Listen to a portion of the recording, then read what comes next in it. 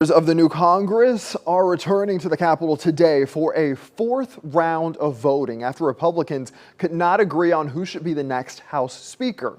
Congressman Kevin McCarthy has been the front runner for the job, but he did not win the majority yesterday. So our Josie Carbonari joins us live. And Josie, you're explaining to us this is the first time this has happened in 100 years.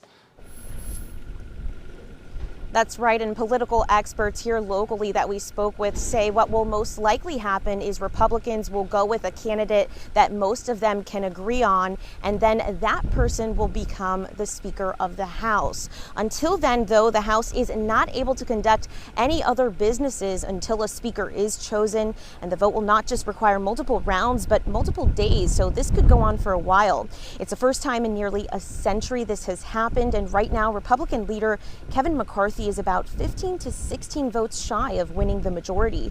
We did speak with Kevin Wagner, who is a professor of political science at FAU and also serves as the department chair. He tells us because the Speaker is a constitutional office, the position has to be elected by the entirety of the House of Representatives.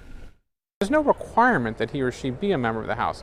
So if things get particularly sticky, you might see some members start nominating people that are not in the House of Representatives, former members, even potentially former political leaders that might eventually be a consensus candidate for Speaker. And a fourth round of voting will continue today at noon. Reporting from West Palm Beach, I'm Josie Carbonari, WPBF 25 News.